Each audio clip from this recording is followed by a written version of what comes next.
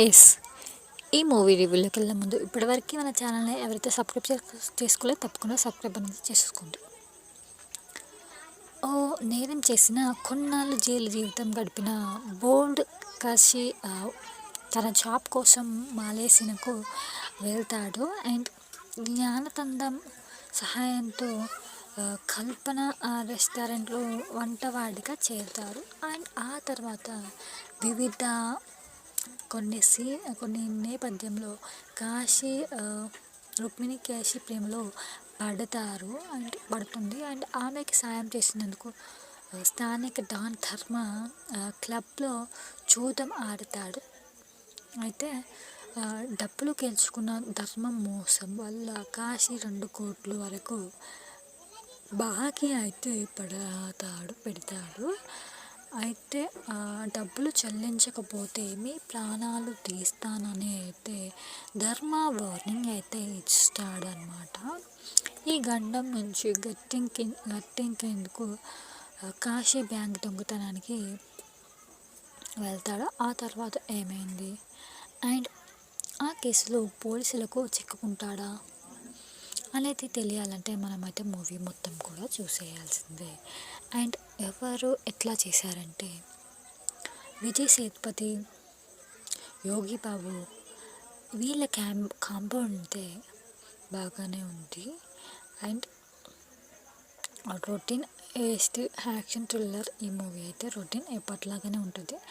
అయితే director writing టేకింగ్లో మనకైతే కొత్తగా అయితే ఏమనిపించదు. అండ్ విజయ్ సేతుపతి మూవీ అనగానే స్టోరీలో ఏదో ఒక మ్యాజిక్ ఉంటుందనే మనమైతే అనుకుంటాం తప్పకుండా.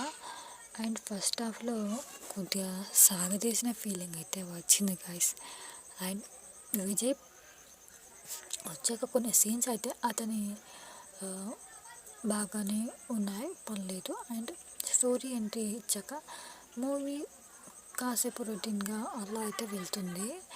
అండ్ ఈ సమస్యలు చిక్కుడుతో స్టోరీ అయితే వేగంగా అయితే ఉంటుంది.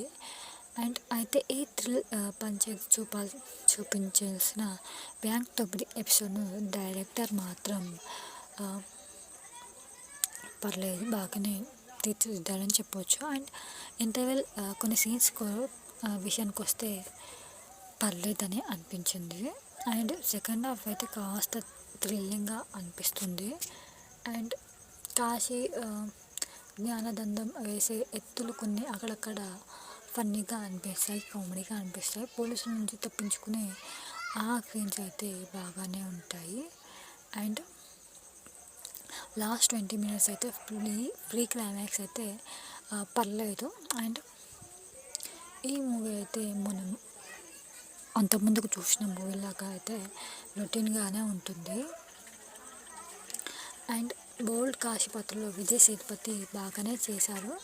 అండ్ యాక్టర్ విజయ్ సవాల్ కొంచెం వేసి ఆ సీన్స్లో ఆ పాత్రలో అయితే చేశారనమాట. రుక్మిణి పాత్రకు కీలకమైన నట ప్రభంగా ప్రతిభ చూపించేందుకు ఆమె ఆస్కారం అంతగా అయితే లేదు.